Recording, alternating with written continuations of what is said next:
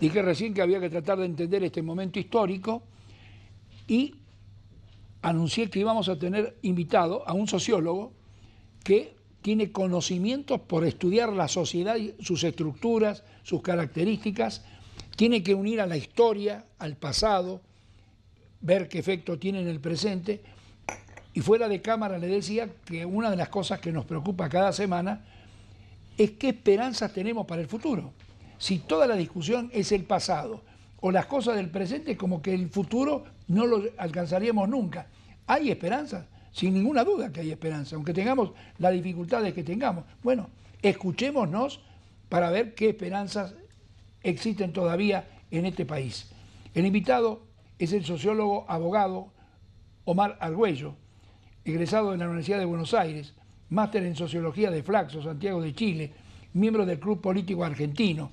Tiene una extensa vida académica, 24 años creo que me ha dicho, de haber vivido en Chile y luego, naturalmente, radicado también en Argentina y manejarse con distintos proyectos a lo largo de su vida profesional y su vida académica. Argüello, muchas gracias por estar acá. Un placer. Yo comencé hablando del dolor que tenemos algunas personas que por la edad, de pronto los acontecimientos de estos días nos entristece profundamente, no solo por lo que se discute, sino porque miramos el pasado, vemos lo que ocurrió en el continente, ya que usted justamente en una época aciaga de Argentina también estaba en Chile, que vivía momentos parecidos, y cuando vemos que estas violencias llevan a otras, uno siente un desasosiego, dice, yo quisiera estar viviendo otra cosa de mi vida para mis hijos, para mis nietos. Bueno, esa fue mi expresión. Me gustaría, si usted puede decirnos cómo interpreta este momento. A mí me parece que este momento es uno de los tantos que vivimos los argentinos y no es más para mí que una repetición de algo que es una manifestación de un problema estructural de fondo que no resolvemos. A mí me parece, si tengo como 4 o 5 minutos para hacer una síntesis, a mí me parece que nuestro país tuvo la desgracia de tener un éxito económico tremendo a fines del siglo XIX y comienzos del XX. En esa época, con el modelo agroexportador, nosotros fuimos la quinta potencia del mundo en términos económicos.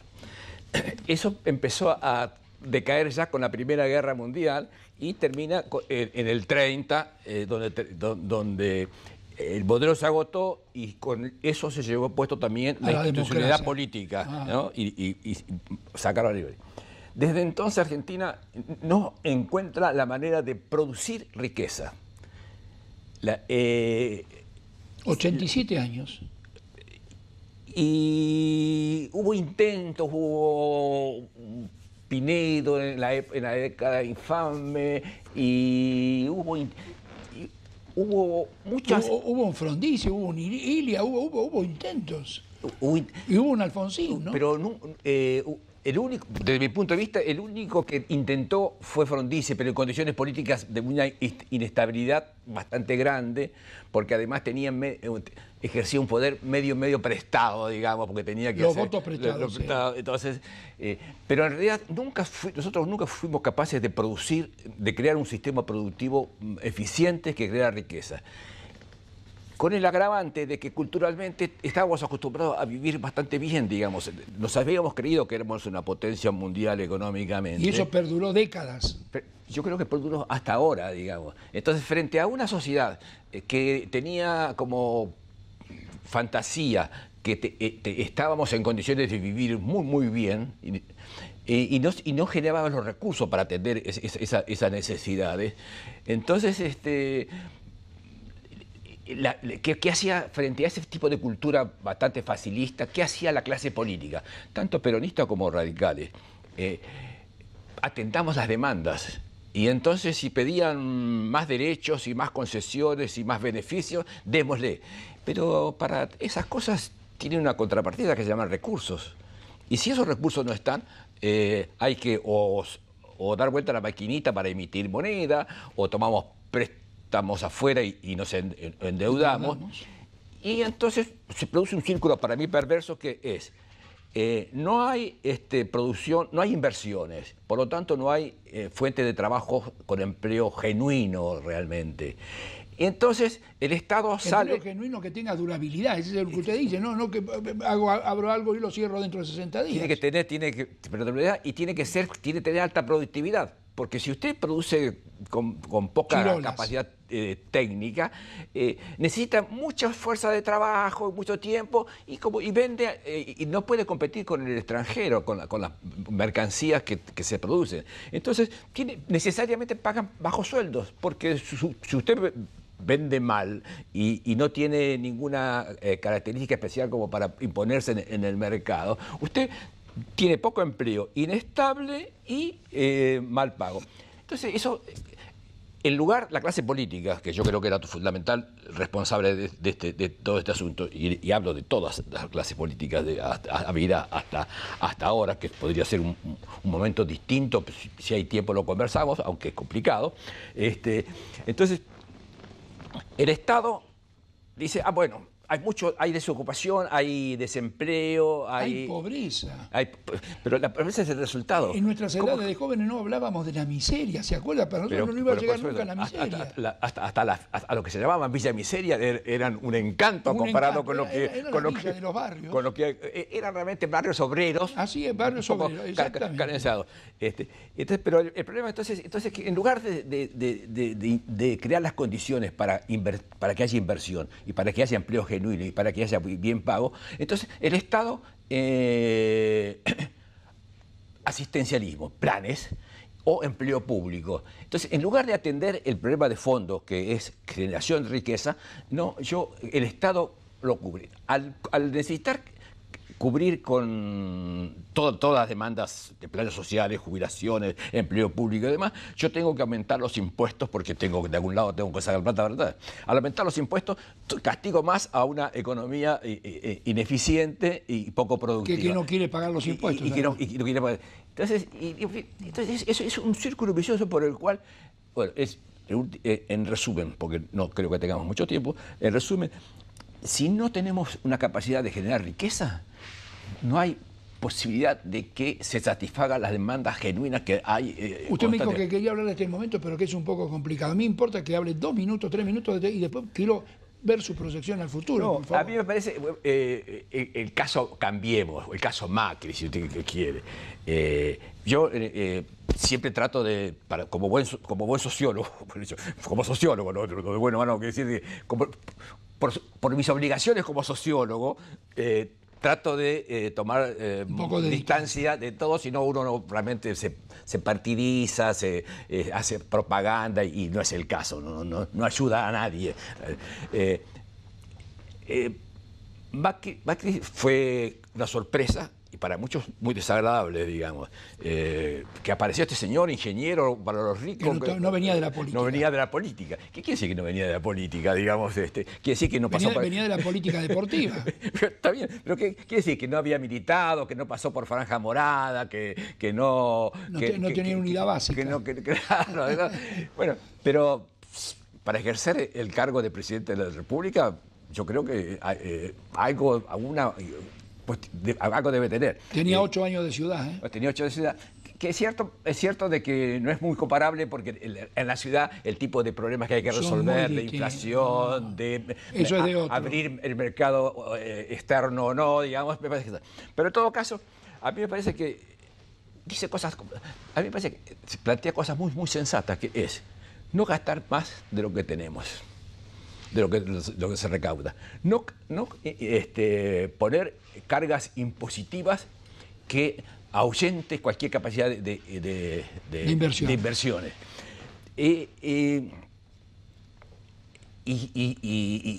Y crear la riqueza que hay que distribuir, no inventarla. Ahora, acá estamos ante estas horas, tenemos algo que dicen, el sistema jubilatorio no es financiable en poco tiempo, va a estallar, claro. Como que no se va a poder pagar. Ahora, cuando tienen que corregir, todos estamos diciendo, había otros lugares para tocar, quizás, que no sería este sector. No posiblemente, pero otro hecho más que yo cada vez que pasa este tipo de cosas comparo con Chile.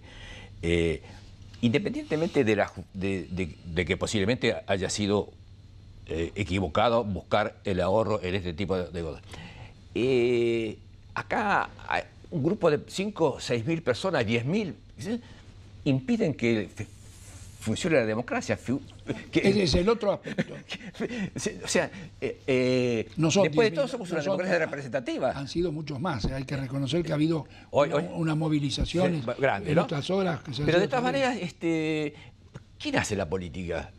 ¿Votamos y elegimos instituciones y hay representantes del pueblo o realmente la CGT? Lo triste es ir a pegarle o insultar a los representantes del pueblo, claro, que es lo que ha ocurrido en la Cámara de Diputados. Claro, sí, es tremendo. Entonces, la institucionalidad nuestra, bueno, pero como resumen, y es un tema muy largo y yo trato de escribir en varios medios y casi empecinadamente, que es... Si no resolvemos el tema de la producción, hay un ex primer ministro francés, Manuel Valls, de Hollande, se discutía en la Cámara del Parlamento francés y él dijo claramente, escuchen, el empleo y la riqueza lo crea la empresa privada, no el Estado. El Estado está para vigilar que se cumplan las leyes laborales, para ver que haya paritaria y se negocie bien los salarios, para que se cuide el medio ambiente y demás. Y para la educación y la salud. Educación, salud y seguridad. Y para distribuir bien los ingresos. No es cuestión de que los empresarios que producen riqueza se apropien de la riqueza. No, hay a través de una carga impositiva adecuada, equitativa, se distribuya. Pero si no resolvemos el tema de la productividad,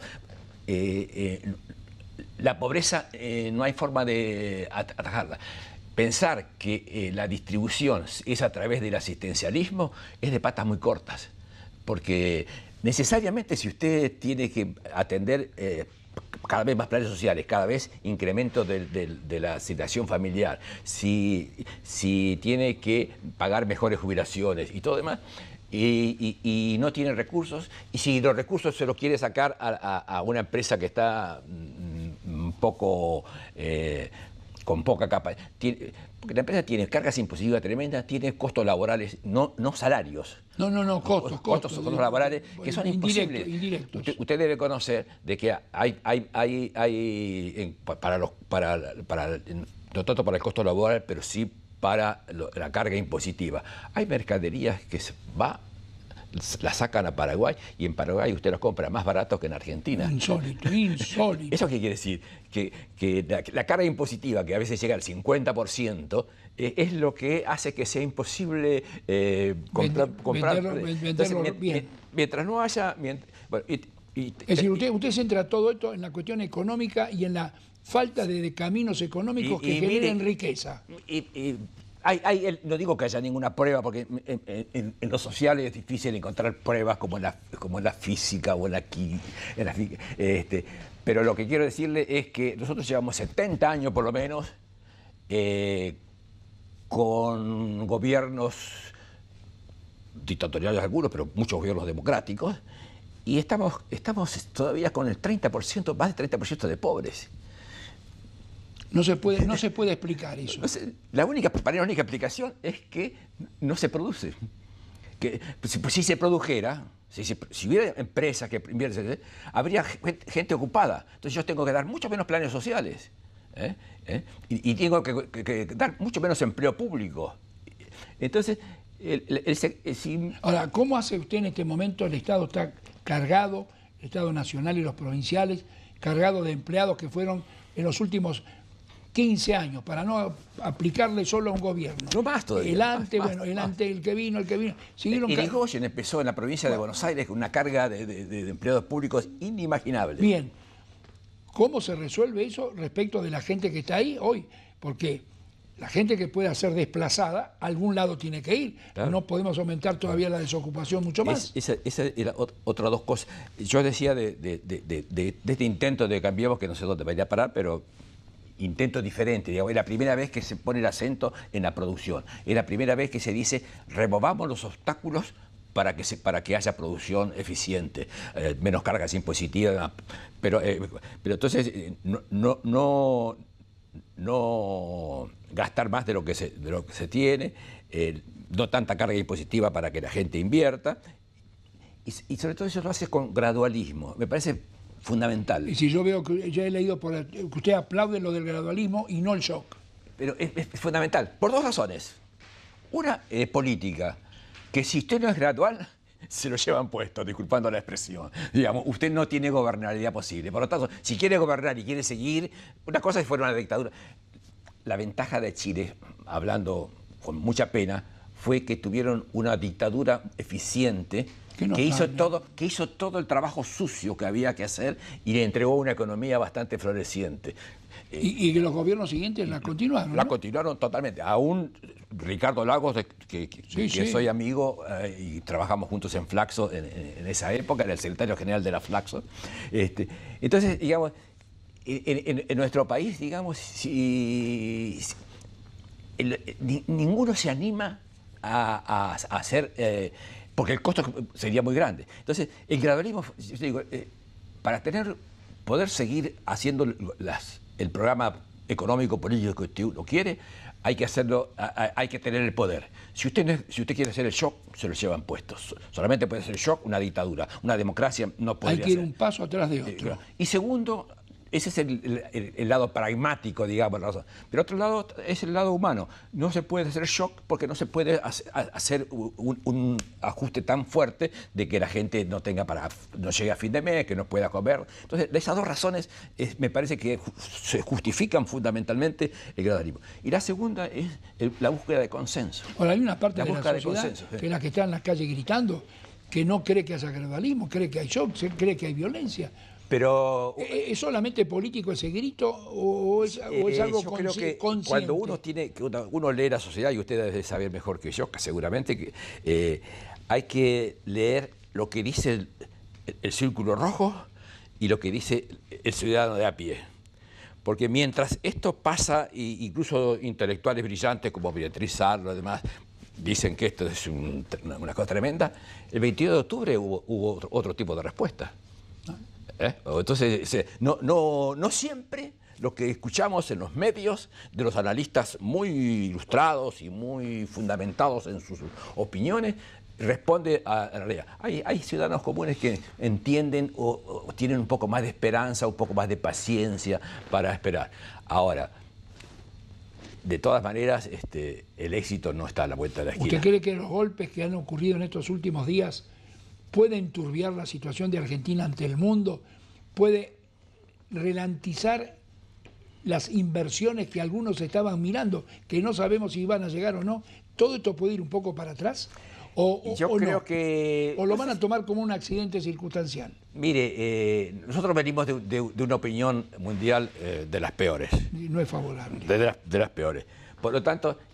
Y en realidad la gente conoce la sociedad argentina y por lo tanto tiene expectativas, pero no tiene ninguna certeza de nosotros, ¿no? No tiene ninguna certeza. Tiene expectativas. Bien la diferencia, expectativa y certeza, ¿no? Es muy importante. Y además, usted vio que todos esperaban las elecciones de octubre a ver qué pasaba, porque hasta que no tuviera un veredicto popular, no confiaban de que esto fuera muy duradero. Y todavía hoy día saben de que en Argentina es una apuesta complicada, digamos, en el sentido de que no hay garantías institucionales. No hay garantías institucionales. ¿Usted cree que esta actitud de Argentina por la reunión de la Organización Mundial de Comercio, el G20 el año que viene, las visitas que tuvimos en estos 2 años, le han dado una visibilidad internacional? ¿Y cómo lo calificaría usted? Yo soy de los que lo califico de lo más positivo que ha ocurrido en mucho tiempo, ¿no? De lo más. No lo pongo en cabeza de ni una ministra ni un ministro, no lo pongo en cabeza de algunas ideas muy buenas. Ahora, eso pareciera que está bien, pero no alcanza para que el país brille nuevamente. Yo creo que es así y es razonable que sea así. Todavía hay intentos, hay buenas intenciones, Pero el costo laboral, hay que demostrarlo. El costo laboral no se bajó, el costo fiscal no se bajó, y uno ve que hay acuerdo con los gobernadores, y ese acuerdo, creo que ayer o hoy, Pañi decía lo difícil que es negociar con el peronismo, lo complicado, digamos.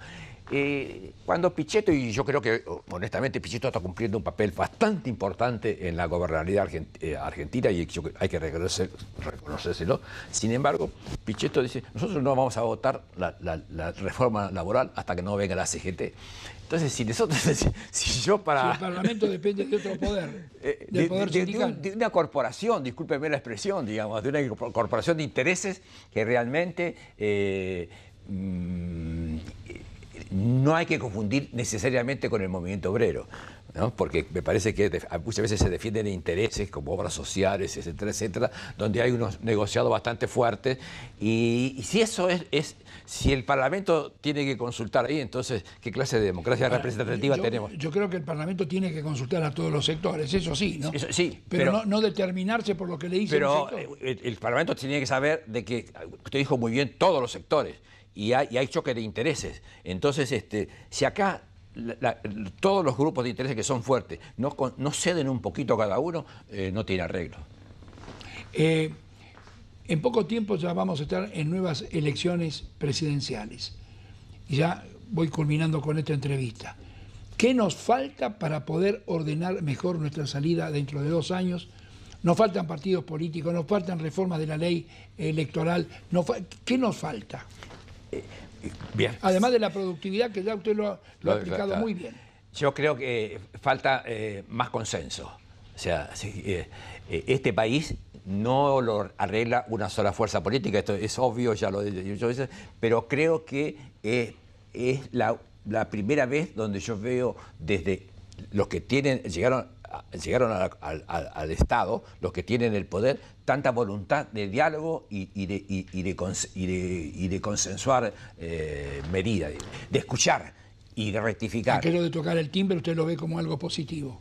Sí, lo veo muy positivo, creo que es la única salida, y ojalá el peronismo se dé cuenta de que para hacer justicia social hay que producir la riqueza que se quiere distribuir, si no va a ser difícil hacer justicia social. Y yo diría que cuando comenzó, después del primer gobierno de Perón, ahí al terminar el primer gobierno, ya cuando vino el segundo, él estaba hablando de esa justicia social. Pero por supuesto, voy a decir una cosa que yo creo que es absolutamente inadecuada decirla, pero a esta altura y a mi edad ya no tengo problema.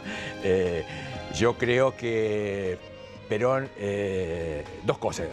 Perón estaba cambiando bastante su política económica. Empezaban los contratos petroleros, ¿verdad? Hablaba de productividad, etcétera, etcétera.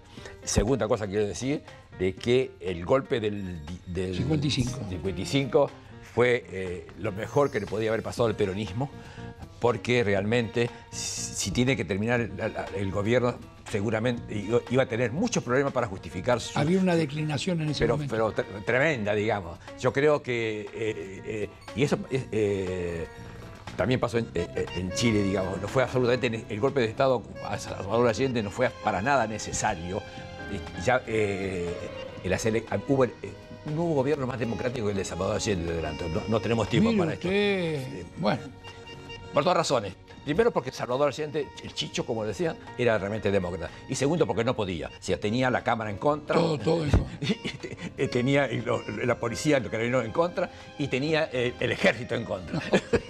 O sea, no podía hacer otra más. Pero ya había habido elecciones y había perdido con el 62% de la votación en contra. Entonces, con esperar 2 años más, se terminaba el problema. Pero en realidad lo que quiso Estados Unidos fue que haya un escarmiento a este intento de insubordinación, digamos.